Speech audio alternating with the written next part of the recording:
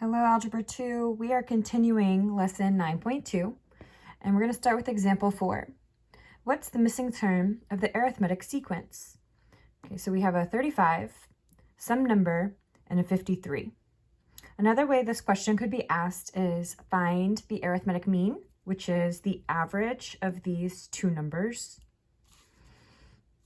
So to find the average, we could add 35 and the 53 and divide by 2.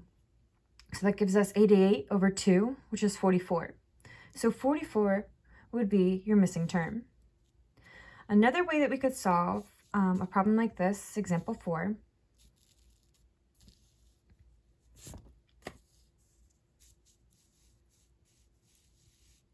would be to think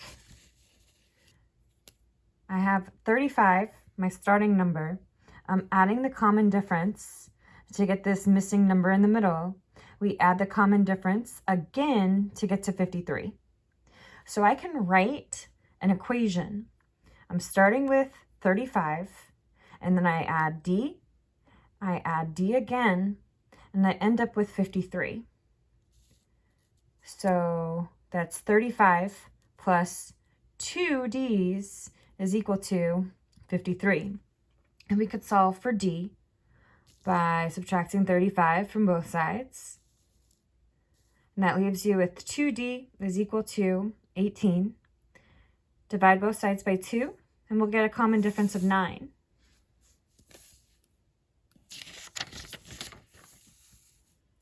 Okay, so here we are, example 4 continued. You could check your answer by doing 35 plus 9 gives us that 44, plus 9 is 53.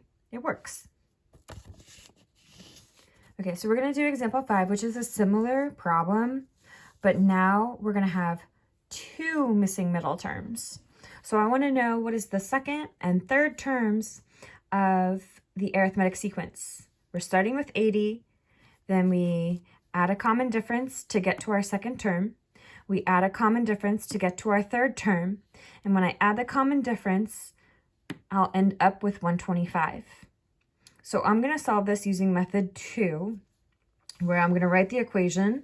We're starting with 80, and then I had to add a D here, here, and here. So that's 3 D's to end up at our last term of 125. We're going to solve for D by subtracting 80 from both sides, and then we'll divide both sides by 3. And I end up with a common difference of 15. Which lets me know the value of my second term is 95, because when I do 80 plus 15, I get 95. The value of my third term would be 110, because when I add 95 and 15, I end up with 110. And then just to check, I would do 110 plus 15 and make sure that it's 125, and it is. Example 6. Okay, so again, we're going to do what are the second and third terms of the arithmetic sequence. Starting at 90, then I have a missing term, and we end up with 12. Okay, so I wrote my plus D, plus D, plus D, and I'm going to write the equation. So we're starting with 90. I added 3 D's to end up at 12. We're going to solve for D by subtracting 90 from both sides. Then we're going to divide by 3, and I end up with D is negative 26. So that means the value of my second term would be 90 plus negative 26, which is the same as subtracting 26. So that's how we get the 64. And then we could add the negative 26 to get 38. And then just to make sure, I would add negative 26, and you end up with the 12.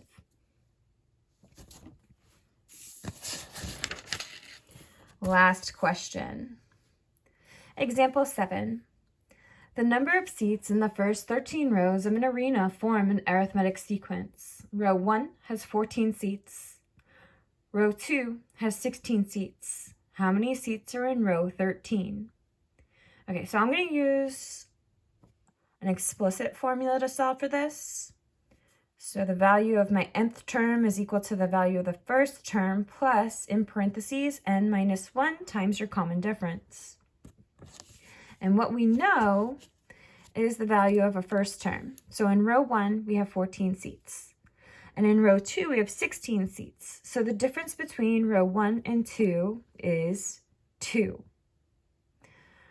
We're looking for the 13th term in the sequence because we want to know how many seats are in row 13. So we're looking for the value of the 13th term, a sub 13. I'm going to substitute the numbers into this equation. Okay. So we're looking for the value of the 13th term. I replace the a sub 1 with 14 plus 13 for n minus 1 times 2 for d. Follow the order of operations. So we'll do the parentheses first, which gives me 12. And then we'll multiply 12 times 2 to get 24. And finally, we'll add to get 38. There are 38 seats in row 13. Okay, so now you guys can start your assignment. It's Math Excel 9.2, Part 2. Thanks. Email me if you have questions.